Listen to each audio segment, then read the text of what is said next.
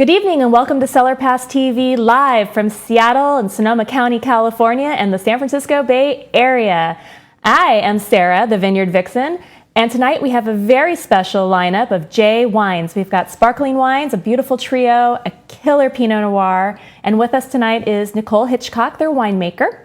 We also have Chris Sawyer, our sommelier extraordinaire. Chef Frank Miller's firing up some pizzas for us tonight, and we have back with us Raffi Minasian, who is the awesome designer and car enthusiast and one of our good friends. So, without further ado, let's say hello to everybody. Hi, everybody. Welcome. So glad you can be here. We've all got our glasses. I haven't opened my first bottle yet, but I will in a moment. And Nicole, why don't you tell us a little bit about where J Vineyards is in Sonoma County and a little bit about the property? Sure. So J Vineyards Winery, we are located in the town of Healdsburg, kind of at the southern part. We're at the intersection of Old Redwood Highway and East Side Road. We actually share a driveway with Rodney Strong, if you're familiar with it. So, we're really in the heart of the Russian River Valley, which is where we source most of our fruit from.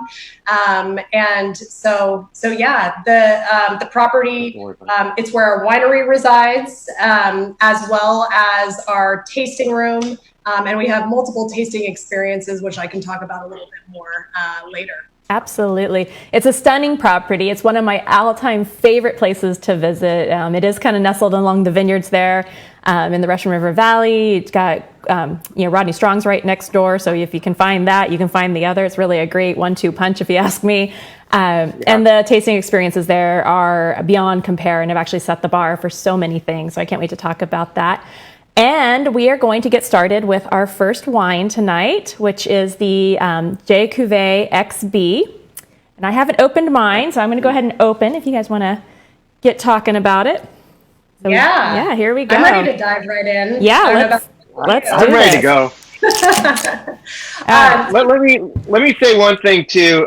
Just why I grew up in Russian River Valley, and the respect I have for J Vineyards and Winery is really amazing. And I'll say, not only do they make great sparkling wines and what we will talk about later, which is still wines, which have really become something special from them, but it's really the culinary program there really kind of changed my view of wineries, because it was the first in Sonoma County and there really wasn't much in Napa Valley either.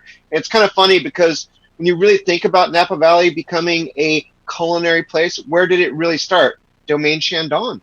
I was just going to say, Domaine Chandon was the interesting first. How that is the same thing in this case. And, this is now owned by, the great Gallo family. But before that, who owned J? Judy Jordan. Jordan Wines, everyone. This was Judy's thing of passion for sparkling wine. He's taking off from the family and starting this winery right in the heart of Russian River Valley. It's a really special place, a great destination, and I love tasting the wines. Yes. They are delicious. So many people I know have incredible memories of J over the years. The winery has been in operation since 1986. So, well over 30 years. And to see how we've evolved in terms of our portfolio, our culinary program, our hospitality, it's pretty incredible.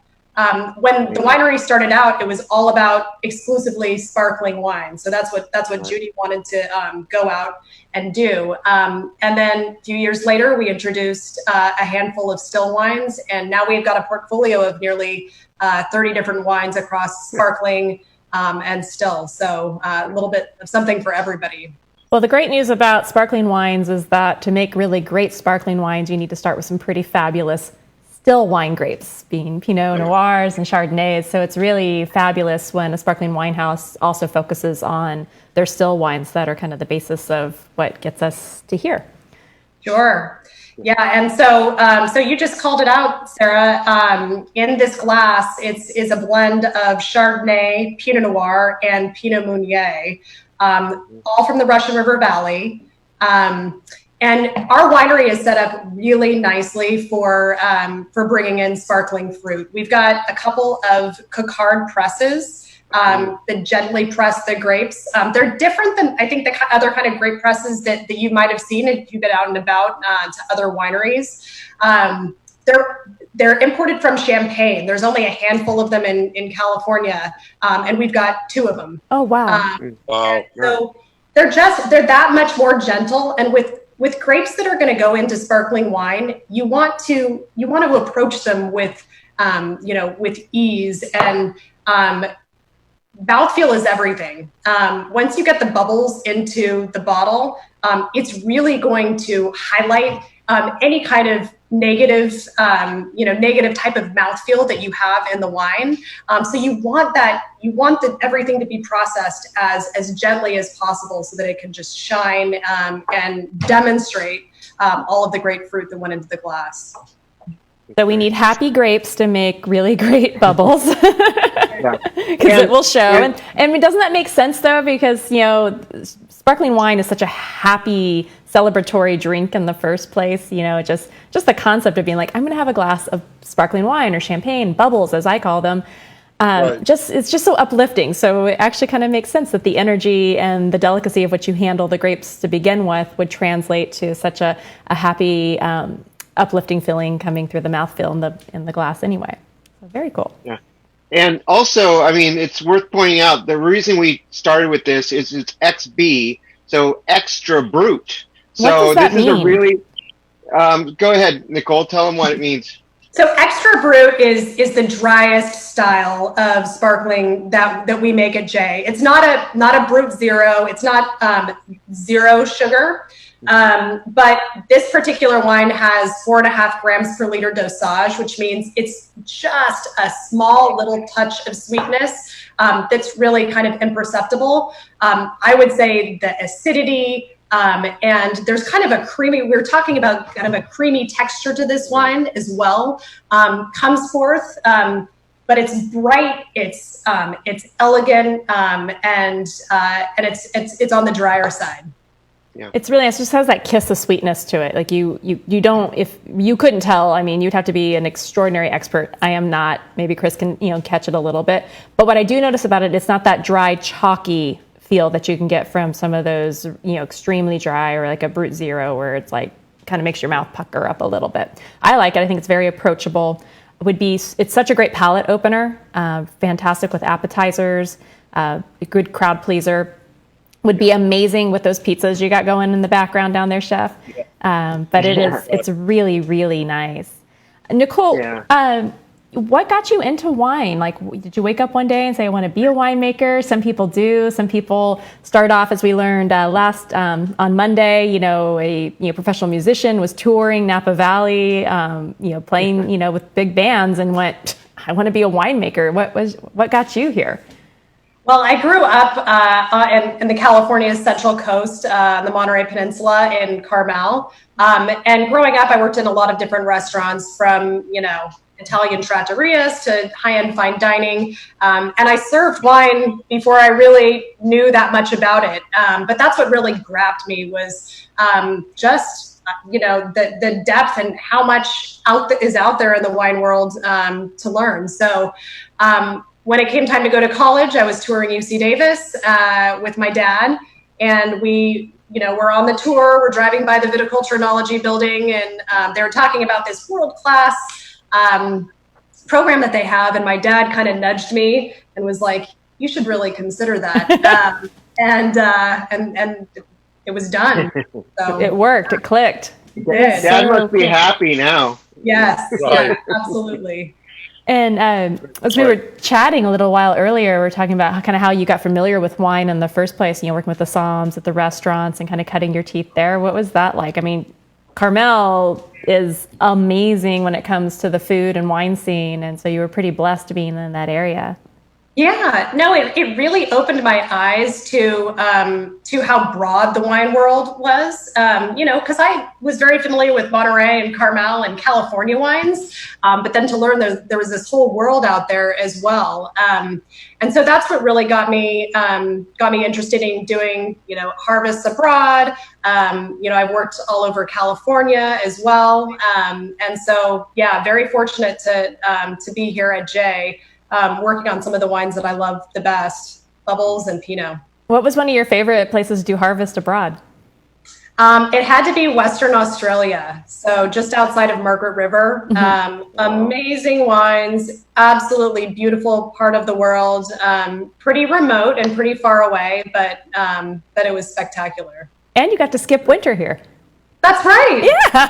I got to do 2 harvests that year also. 2 summers, no winter. Yeah.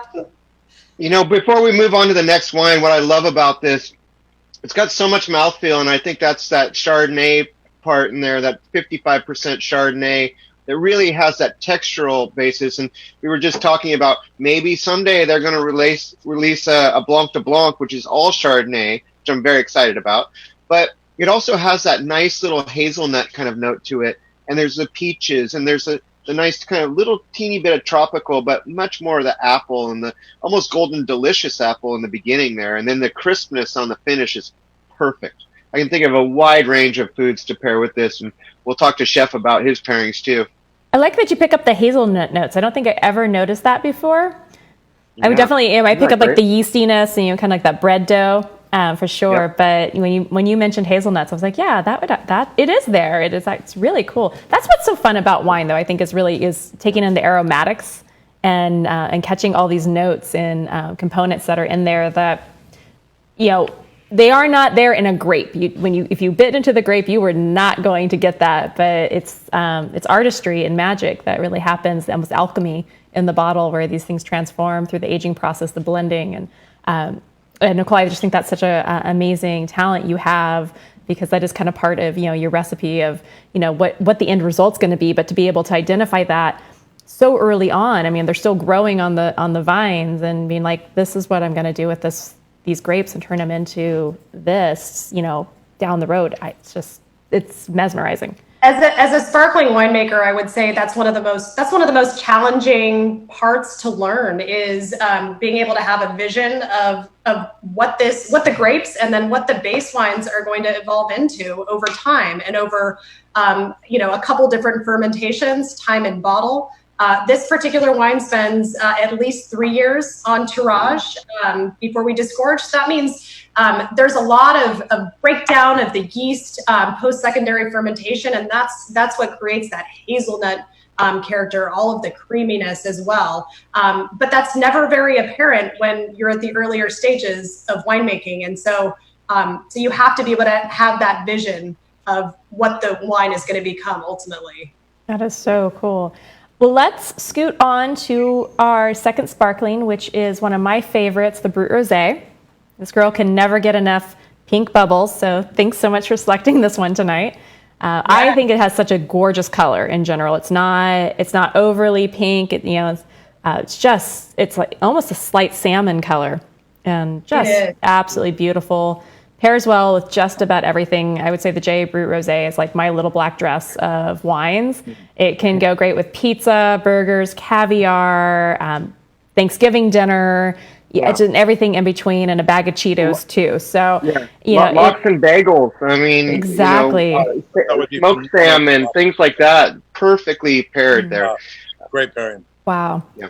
And our neighbor brought us over a whole smoked salmon the other day that he did cooked up for us or smoked up for us over on Saturday. It's actually been kind of an interesting experience. I was pretty lucky. Kind of an interesting experience, kind of being, on these stay-at-home orders and, the neighborly things that are happening. But, here was a knock on our door and a no-touch delivery of, smoked salmon, and it was so awesome. I vacuum packed part of it and froze it because I was like, how are we going to get through a whole smoked salmon? But we had that with just on some really amazing sourdough with a slight dill sauce. And it was just beautiful. This would be just the perfect accompaniment for that. Right. We've been doing a lot of takeout, obviously, to try to support so many of our local restaurants. And for me, this is a killer pairing with just, an assortment of different Thai food. Oh, yeah. Because all of that fruit and just the freshness pairs so nicely with a little bit of the spice and just all of the tanginess and, multitude of flavors in Thai cuisine. Absolutely. Well, it's funny. For tonight's dinner, I did my menu around the sparkling wines and this one in particular. So I'm making my legendary, so to speak, spicy Thai turkey burgers tonight, which are really good. So I was like, yes. So I was like, it is bubble night. It is spicy Thai burger night. It is so good. Chef, what are you preparing down there in your corner? Tonight I'm in Tiburon at the Tiburon Peninsula Club. And so we have a drive-by dinner tonight that we started doing for the members since we've been closed here a lot longer than they had anticipated. Right. And so I brought in part of my crew to prepare dinners that will change every week, and so the members can drive by and service staff brings it and puts it in their car. Oh, wonderful. But I'm at wood burning oven, as you guys can see right now. I'm going to flip this over so you can see kind of what we've got going right there. I think you guys can see that. Oh, beautiful. That's our bacon wrapped meatloaf, a little bit of pizza. And then I've got a shrimp pizza with fresh basil that we're going to put in the oven in a minute. That's going to be a perfect pairing for this bubbles. All right. Well, can't wait to check that out in a few minutes. And Raffi, you've been so quiet down there. Welcome. Thanks for joining us tonight. Raffi is a very famous, I would say, designer. And he was hand-selected by Jay's team to be on tonight for his, eye for design and sense of fashion and style. So tell me about, I'm sure you've had a chance to look at the bottles, and as you can tell, like they're all about that splash of Jay and that bright pop of yellow. What do you think about the design? So there's a lot of experience in wine. We talk about, as designers, we talk about what our experiences are with the product, and in the case of wine, there's really two experiences here to talk about, which is fascinating. You guys set it up beautifully. When you talk about the grape, well, what's the fruit's experience as it matures? It's having an experience with the soil that's genetic. It's having an experience with the weather, the climate that's happening. It's having an experience with the canopy. And all of that is reflected in the flavor, which is part of the experience for the people that are consuming it. That also folds into the larger umbrella of the total overall ambiance. And of course, Chef, you know all about this. Food, a great deal of it is the ambiance, the air around the aroma. And Absolutely. Same with the glass, the shape of the glass, the way the glass is designed to encourage the bouquet in a certain way, the way it layers and then particulates out.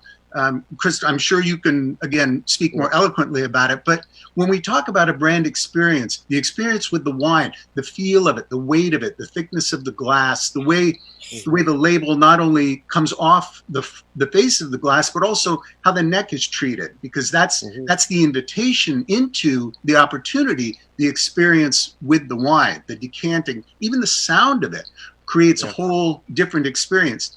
We talk about bubbles.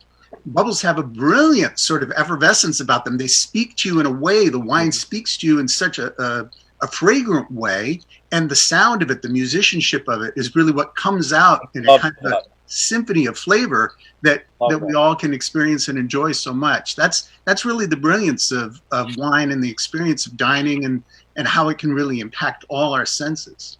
Yeah, I think that just on that topic too, one of the great things that we've seen in the industry, especially sommeliers and people that really produce world-class sparkling wines, like Nicole, is that we've seen actually the top of the flutes getting bigger, a little bit more open, because the complexity of these wines are so much, they're giving so much more now that in a flute, when it's super small like that, you just can't smell it, especially because it's all just kind of coming to the top. So we're seeing, I actually used a Chardonnay glass, but I prefer them because it really does open up the wine a lot more. It's a concert hall, because the flute becomes kind of the amplification of all of that. Like when you're in a symphony, you can hear it at home, you can hear the orchestra on your stereo, but it's a completely different experience. The way it enters your ears, the way the flute presents to you. Right. Absolutely. And what would It's really a great observation. All the senses.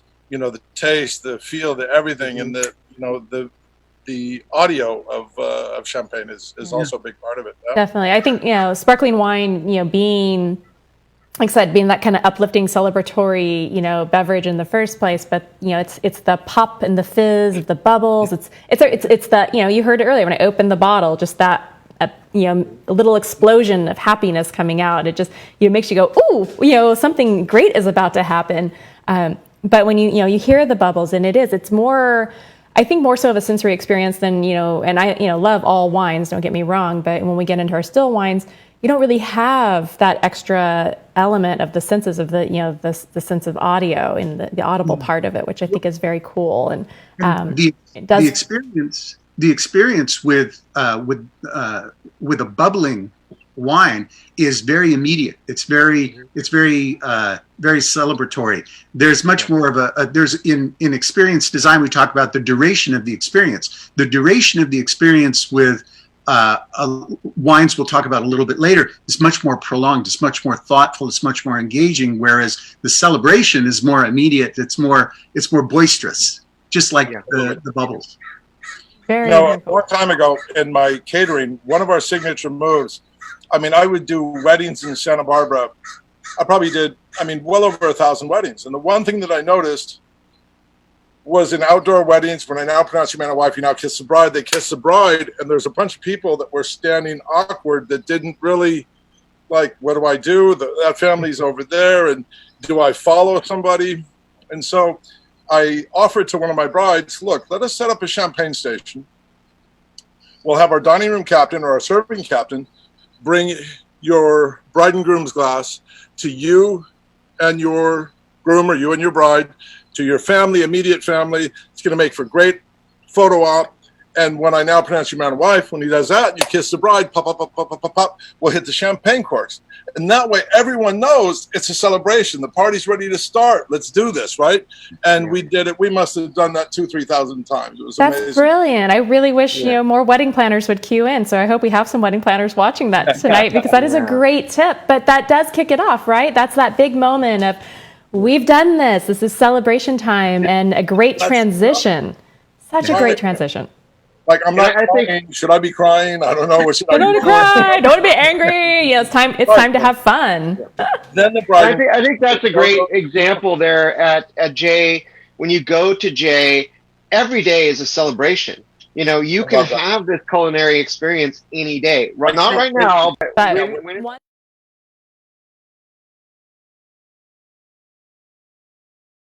NFL championship, you don't have to be on Easter only. You don't have to be.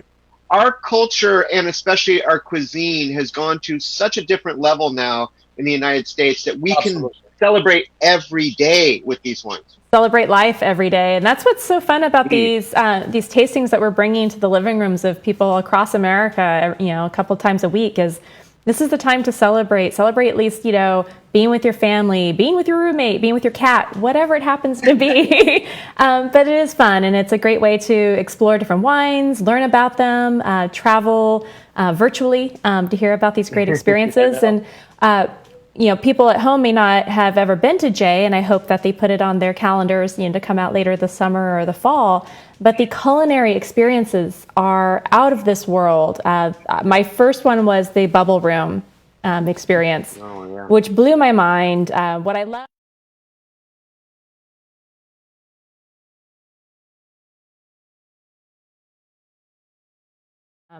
for a little mystery for me to check out again and again. And I'm so glad that I did start with the bubble experience.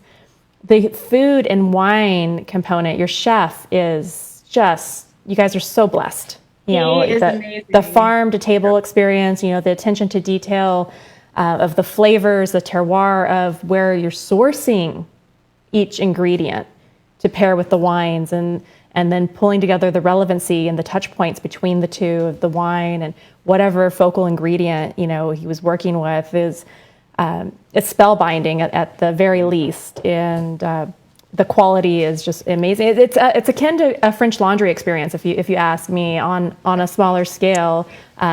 If you haven't ever done French Laundry, if you can't sit for more than 3 hours, don't do it. But it is, it's just, it's food, culinary overload. But this J, you can get that same experience in a smaller form factor. and just the explosion of flavors, and then the pairings with the wine. And it is just, it's truly a great experience, and I definitely recommend it to anybody who's looking for taking up their wine tasting up a notch. You know, it's not a bar tasting at all. And I do always recommend that when you do go to wine country, that you kind of do a trio of experiences. You know, a bar tasting at, one more casual, get out into the vineyards, do a vineyard tour. If it's not rainy, you can pretty much get out in the vineyards most of the time unless it's super soggy. And it's fun to explore the vineyards at different times of the year. And then, of course, a food and wine component as well.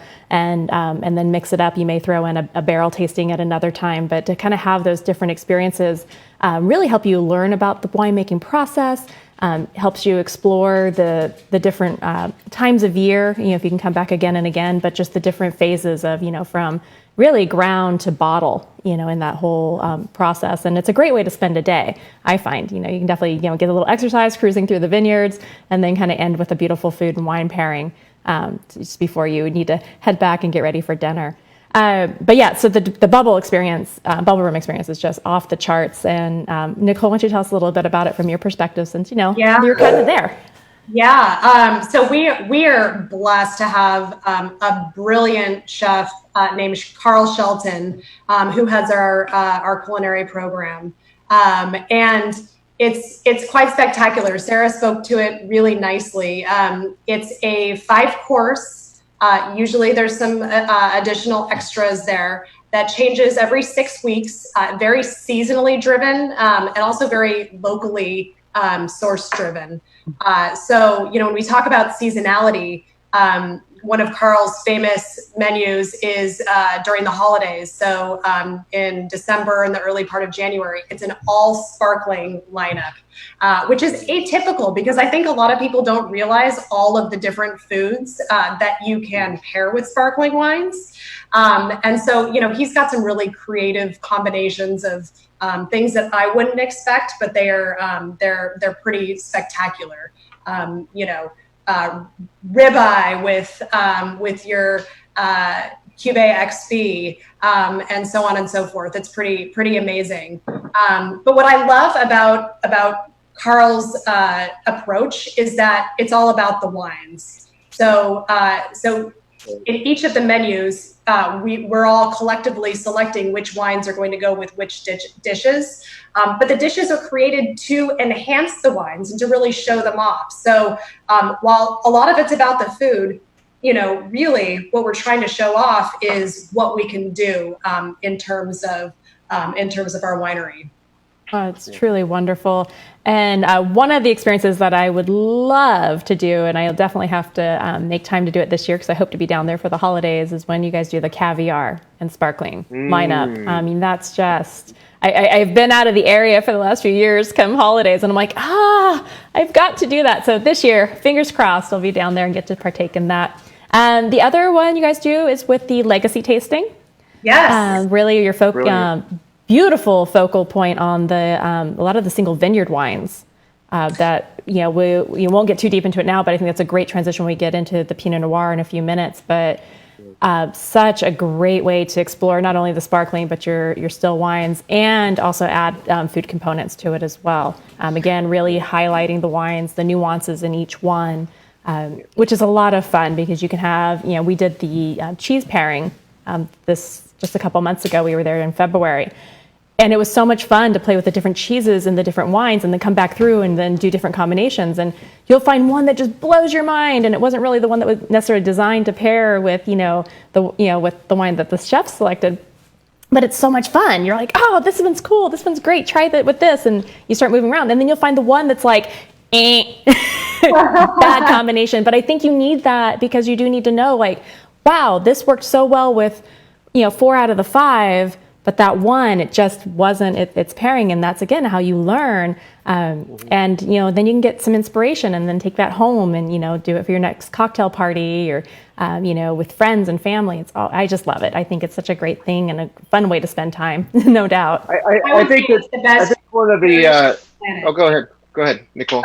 I would say it's the best cheese plate on the planet. Oh yeah. Just the term cheese plate doesn't do it justice, but it's a series different cheeses, also that changes regularly with very specific accoutrements designed to pair with our Vineyard Select and our winery exclusive wines. It's just beautiful. Again, a great way to That's spend what I afternoon. was getting to as well, Nicole. Just because when we really think about cheeses, what is the level of salt in those cheeses? And really, to be really honest, with sparkling wines, it's all about the salt. Mm-hmm. You get potato chips and you have it with sparkling wine, it changes that wine because the salt is such a great thing that we're using there. So cheeses in themselves have different levels of salt.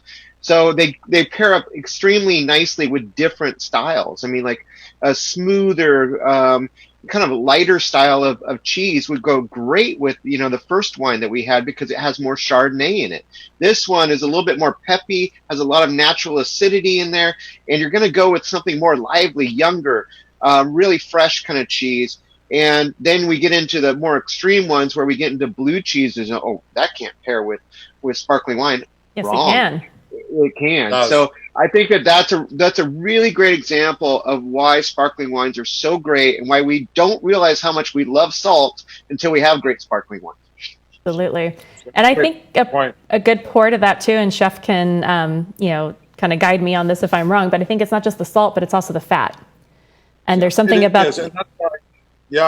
like to do chips, like you said, duck fat chips with nice sea salt and a great sparkler is a perfect pairing. And then you crumble some good Roquefort or blue cheese on top of that with that crunchiness and the Roquefort and a great bottle of bubbles. It's an amazing pairing and something that's that simple.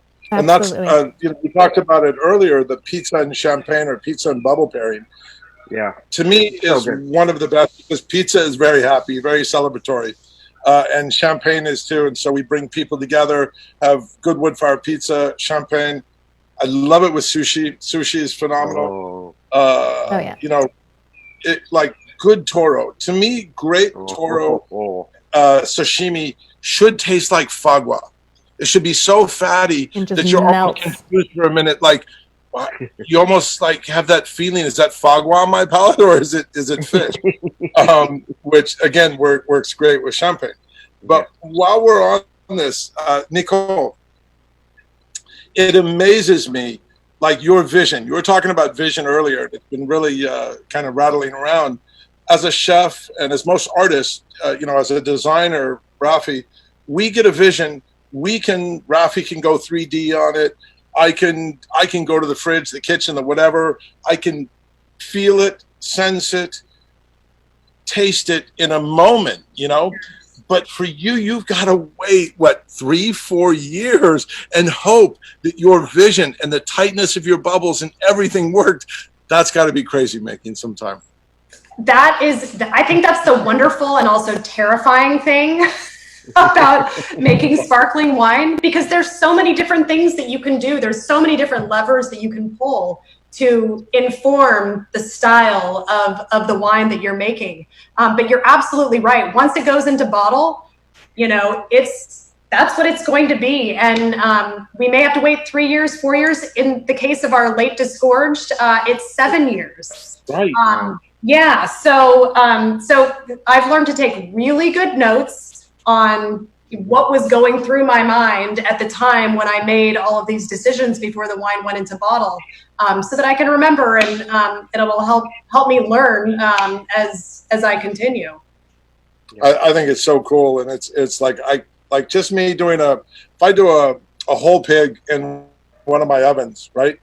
To me, it's like that 12 hours. I'm going nuts at that, like going, okay. Is it too hot? Is it this? Is it that? I want to know that this happened. Is that happening? Is all of this going to work? And when I open it, is it going to be right? But 7 years is crazy. And with you and with winemaking, I heard it said best, I think, by a tomato grower. You probably, Wild Boar Farms. You guys might know him up there in Napa, but amazing tomato grower. And he said that, water just adds weight. He said what really adds character is diversity or adversity, is wind and heat and storm and And the things that you don't want to see happen, that's what's adding all your flavor. And I know it does the same thing with grapes. Absolutely. Do you see that when you're watching the weather patterns? Do you go, this is going to be great for a region or an area of fruit that you're getting for your bubbles? I would say with weather patterns, we're hoping for the best. We're hoping for for mild weather. Obviously, we want rain. We want all of these things that allow us to grow the grapes. But during the growing season, if we can get mild weather, all the better. And that's why the Russian River Valley is a spectacular place for growing varietals, Pinot and Chard, because it is so ideal in terms of its climate for growing those types of grapes. Yeah, absolutely. So the next wine that I've got in my hand, you guys, is the demi-sec, and that would suggest that we've got some sweetness in here. Demi-sec, meaning that for me, this is a kind of wine that I will start the meal with as an aperitif or end the meal with. So I thought to finish off this, Nicole and I talked, and we felt like this would be the fun one to put at the end and kind of talk more a little bit about desserts. But if you're going to do it to start out with, you want a variety of different kinds of food that's being passed around on hors d'oeuvres, or maybe grandma just likes something that's a little bit sweeter, or this family does. And this is a really great one to give to them as well. And it will convert them into going past that too. But it's kind of like our, but this was the success story of Champagne in the old days. It wasn't always dry in the Champagne region of France. So having this style is a great style to have here, because now it gives us that leverage to really do things at the end of the meal as well. Absolutely. I love the versatility of this wine, and you just spoke to it, Chris. I think it's wonderful as an aperitivo with an assortment of different appetizers, sharp, kind of harder types of cheeses, I think. But then, of course, it's a no-brainer with different types of dessert. One of the desserts that was on our most recent Bubble Room menu blew my mind. It was the best demi-sec pairing I had ever had, and it was a passion fruit creme brulee with some fruit, and some chocolate shavings on top, and it was like just kind of the caramelization on top of the creme brulee, along with those tropical fruits. It was a match made in heaven with this wine. That's good. This one, I mean, sometimes you don't always want something super sweet, at the end of a meal, and you're just not feeling it, or you've kind of overindulged leading up to that moment anyway. So sometimes I like to go with kind of more of a savory pairing, and this screams a nice crisp tart apple and sharp cheddar cheese. And I think those, it would just be so good. But what I notice about this, it's not overly sweet, even though it's on the sweeter side. So I personally really appreciate that, because I think sometimes demi-secs can be too sugary. It actually is turned me off of trying them in the past, where I've kind of like just moved that bottle to the far back, and maybe I shouldn't. But this one really, it's beautiful and it's subtle. It's just not something that's gonna make your sweet tooth hurt too much. But what's great about it is you have a lot of fans of Prosecco, and Prosecco tends to be a little bit on the sweeter side as well in style. So this is a great way to introduce maybe Prosecco lovers into a different style of sparkling, and maybe lead them into exploring some drier sparklings as well as they progress through their palate. I think it's a fantastic wine, and I would have again, I agree, Chris, having this with as an aperitif or dessert, either one or somewhere in between. It's fantastic. It really does have that great green apple nose too. It's kind of interesting because it's almost like the nose suggests that you just picked the green apple, Nicole, and you just sliced it, but then when you taste it, you baked it. And that's where it became that good, crisp, kind of tart kind of thing that comes out on the back end. And it's beautiful. It's wonderfully done.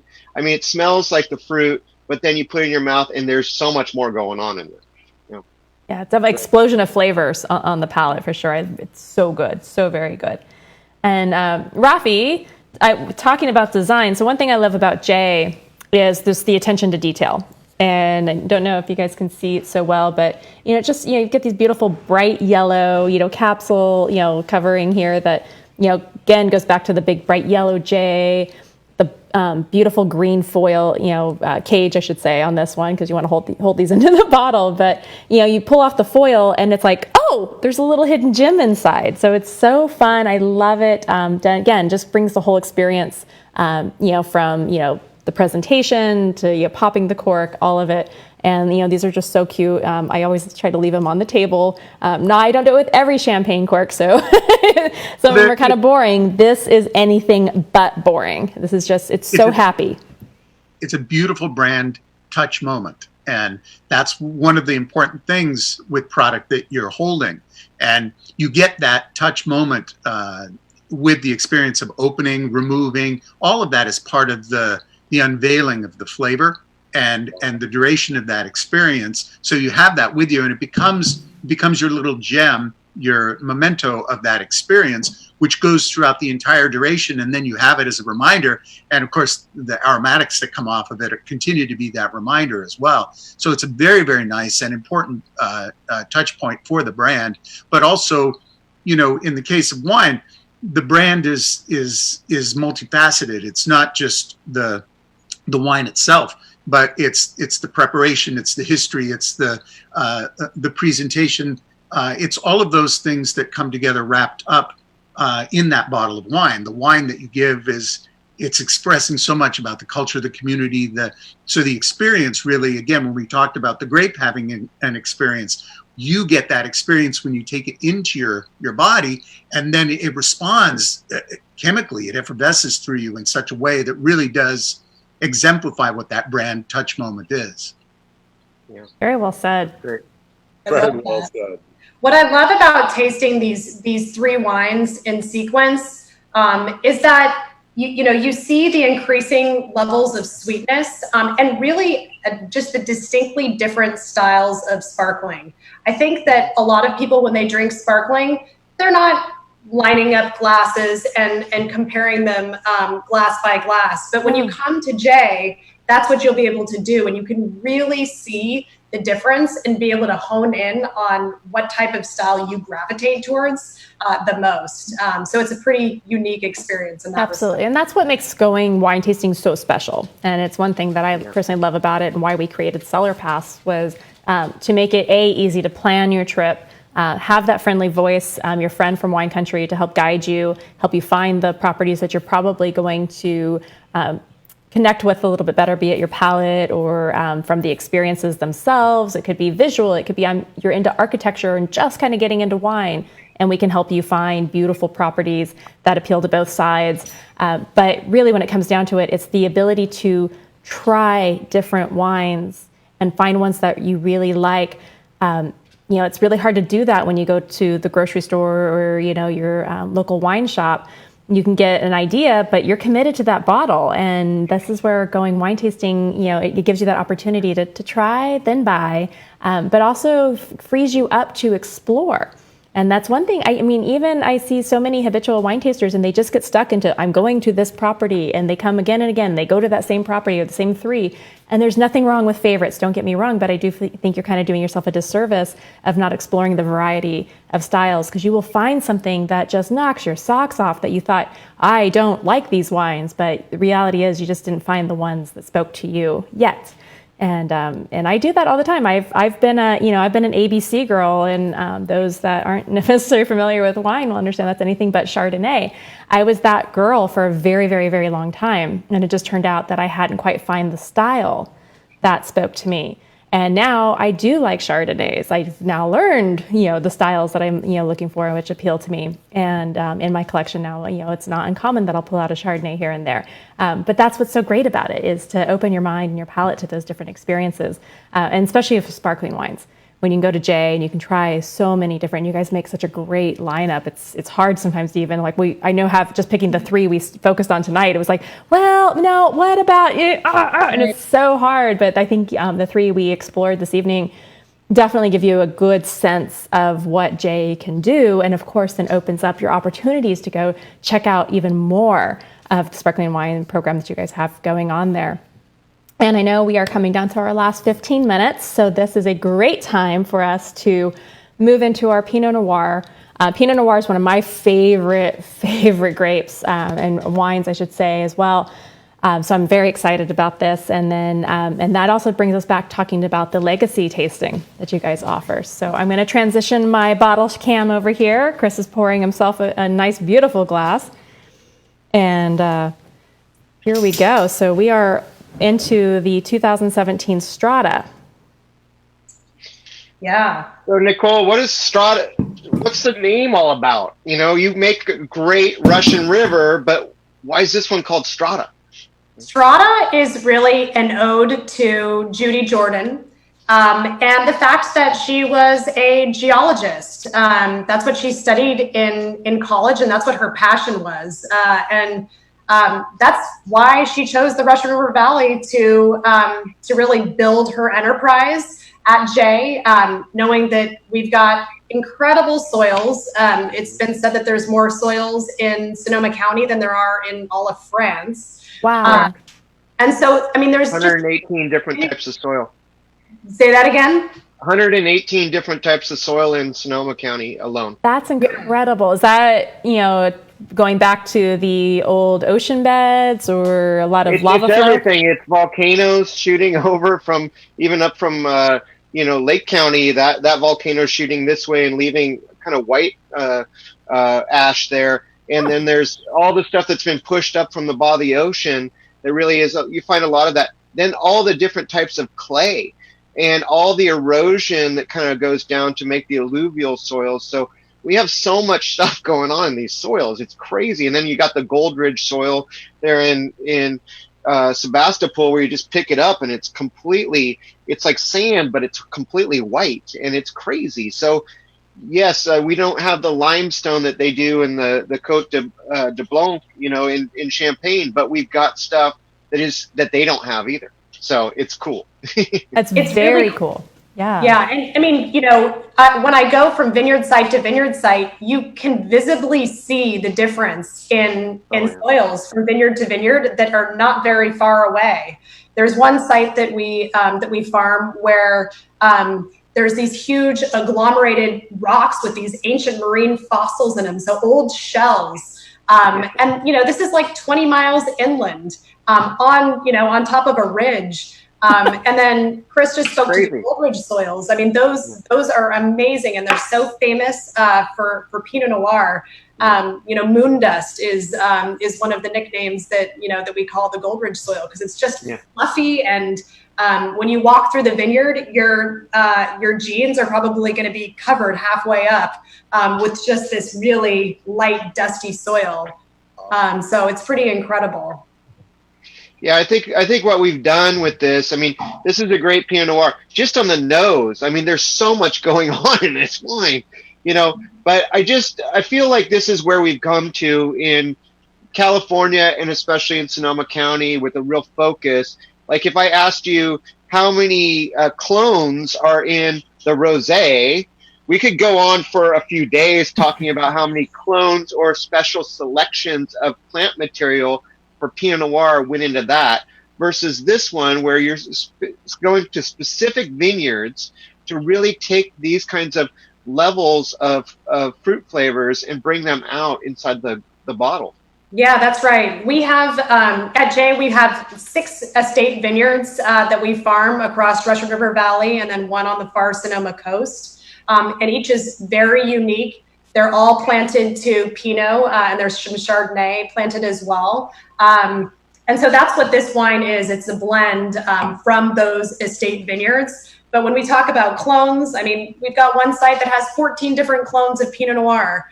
So incredible diversity within a vineyard site, but also just amazing breadth across all of the vineyard sites. They all have their own personality. They're super fun. And a little birdie told me that at the winery, sometimes you guys like to name your wines after different celebrities. Have you guys come up with a name for the Strata yet? You know, I was thinking about this recently. Strata, has evolved over time, but I think right now it's most like, I would call it a Hugh Jackman, right? So, nice. I would have guessed that. adventurous, but kind of mysterious at the same time. And I don't know. I could throw powerful. It's sexy. Yeah, you can pair this with a wild pig for sure. You know, it just has so much depth to it, and it's so aromatic. It's just such a pretty wine. It's got this spiciness on the nose, and it really is kind of seductive, you guys. So watch out. And, you know, one more thing too, just as we talk about Pinot Noir, you know, we judge the Sonoma County Harvest Fair, which is a very big thing because we only judge Sonoma County wines. This wine not only won best of class, or sorry, not this one, but just their regular Russian River blend won not only best of class, but it won best red wine of the whole competition. Congratulations. So this is going up, and that was only a few months ago, so that's a good one to look for out there in the marketplace. This one, you kind of got to go to the winery or order online to get this one because it's really going to be in some good restaurants, but not in every retail shop for sure. Yeah, no, this wine is really, it's winery exclusive. So, so if you want this wine, come visit us. You can also purchase our wines at jwine.com or by calling the winery as well. Yeah, absolutely. There's a good slot too on the CellarPass where you can pick things on there too. And this is on my list. Yeah, this one is currently featured on CellarPass on tonight's show's details. And kind of speaking to that, there's a special offer that Jay is extending to any of the viewers tonight. So you will want to go to our website, go to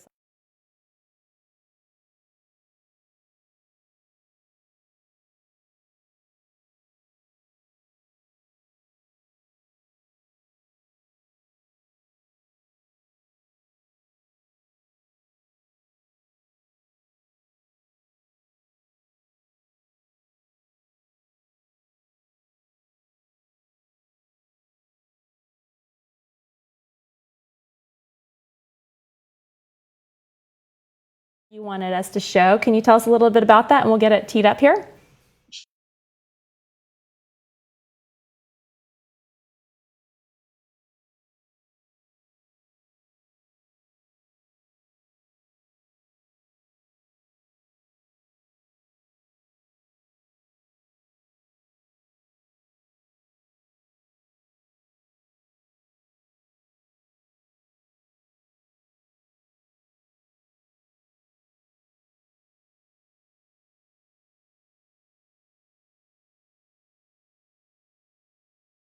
Layers of experience, you begin with number one, which is the significance of that experience or of that product.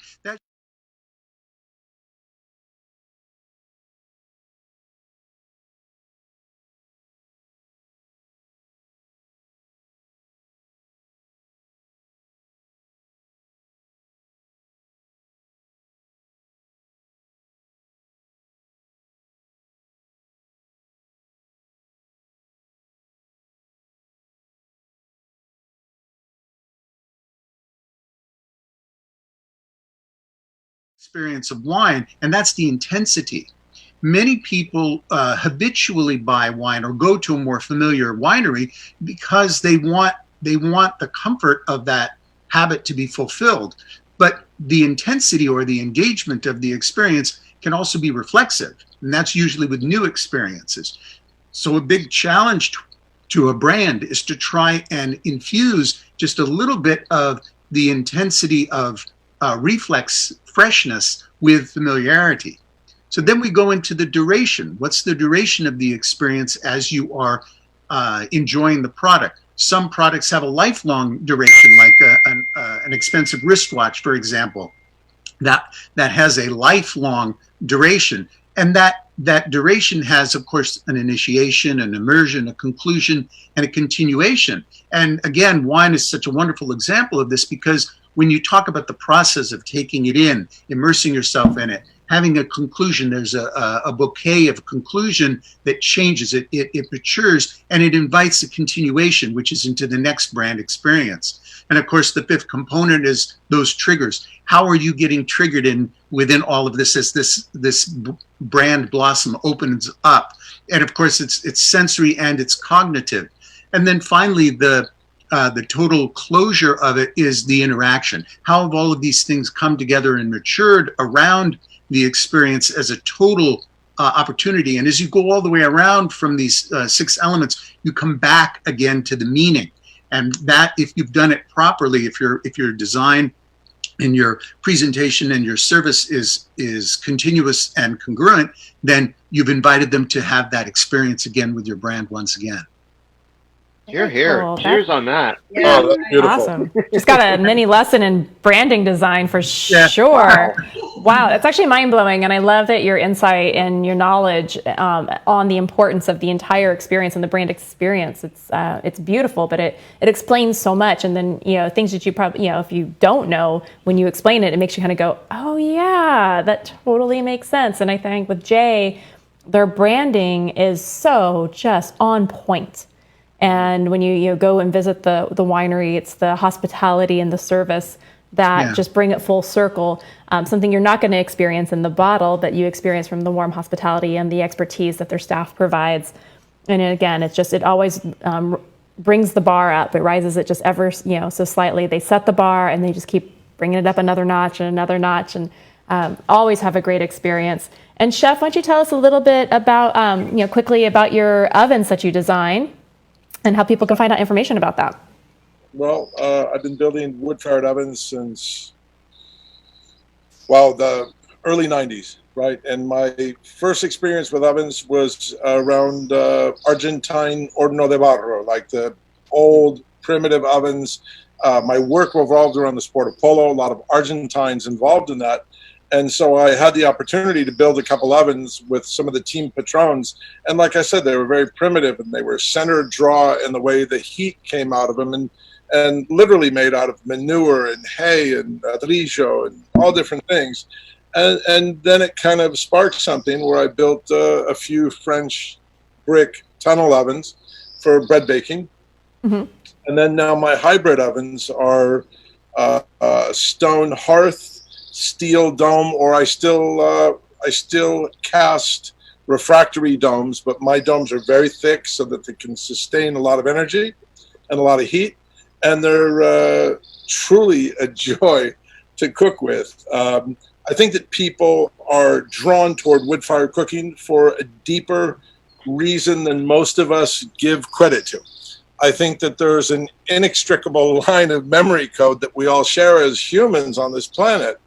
And during our most incipient stages of human development, the most wealthy thing we could have was fire. It saved our lives. It kept us warm, and it eventually cooked our food, and then feasting and rituals and weddings and everything. So all through time. So there's those people that see a wood fire, and it just, it soothes something inside of us. And I guess I'm one of those guys. So my ovens are incredibly special. Like I said, I have a couple new designs, and always love any opportunity to wood fire cook pizzas in any of the wineries. And we also do big wood-fired paellas. Wow. Now you're talking. Yeah, there is something about that smell of wood smoke, and it Pizza and paella, you got me. You got me on both of them, If you go to Chef Frank Miller Instagram page, you'll see there's some lot of videos, recipes and stuff, but go down a little bit. There's a real quick little video of a giant paella pan with a wood fire underneath it. And there's just nothing more soulful than, having a huge paella cooked in front of people. One pan serves about 100 people. Oh, so wow. So invite a few friends. Yeah. So you figure we make one pan of paella and all the other stuff. Usually I have the wood fired pizza oven going at the same time. And then, so we put that pan on the table. By the time the first 100 people have gotten through, the other ones have watched us make the second paella, and now they're eating that second paella that just came off the wood fire. Incredible. And it's really a lot of fun. Oh my God. Count me in for the next one. Oh, absolutely. And there is something so primal about the smell of wood fire. I mean, I know, when you catch, somebody has, just got a fire going on in a kind of foggy, cool evening, and there's just something that's just soul soothing. I love it. It's, I'll never get past it. And I know that, when we talk about wood fired, Sonoma County and Napa County, everyone kind of goes, ah! But Yeah. at the same time, having gone through that myself, there's, when it's at the right place at the right time, it's wonderful and it's just heartwarming. Absolutely. And Chef Frank's ovens, I mean, as he mentioned earlier, not only can you do a big pan of paella, but he can do a whole pig roasted in these ovens as well. So if you're watching and you want to have an amazing event down the line, once we can start gathering again, definitely contact Chef Frank Miller. He will hook you up and your mind will be blown by his culinary mastery. I do want to give a shout out. We've got a lot of people watching on Facebook Live and YouTube tonight, so thank you all for joining us. And we did throw out a trivia question. Our question tonight was, who founded J Vineyards and what was their background? And the first person to answer would win a set of passports to Napa Valley from CellarPass. These are fantastic, and they are good through the end of the year, so hopefully you'll actually be able to use them. And Linda Dozier got the correct question. It is Judy Jordan, and geology is her background, so congratulations. Please send us an email, Linda, at info@cellarpass.com. And I will get back to you. So we'll need to know your contact information. So just shoot us an email and we will get the right information from you to get these bad boys off to you very soon. We are at the top of the hour. So with that, ladies and gentlemen, thank you so much, Nicole. It was fabulous talking with you. You make absolutely out of this world wines. I am a fan of everything you do. I cannot wait to see you in person again when we can get back down there. Thank you, Chris, Raffi, and Chef, and everybody at home tonight. Cheers to you. Cheers to you guys. Coming up on CellarPass this Thursday, we're already on Thursday, Monday, the 27th, we have a really absolutely delicious episode for you. We are going to be joined by Furthermore Wines and the wonderful Jennifer Reichart from Sonoma County Poultry, also known as the home of Liberty Duck, will be here on Monday night. So tune back in. You're not going to want to miss this. It's going to be epic. So go to CellarPass.com/TV to see our full lineup, and we will see you again on Monday. Good night, everybody. We will see you soon. Cheers. Good night. Bye, everyone. Cheers. Bye. And then all of my participants on Zoom, hang out for just a couple of minutes, and we'll catch up for just a couple minutes on the wrap. Good night, everybody at home. Good night.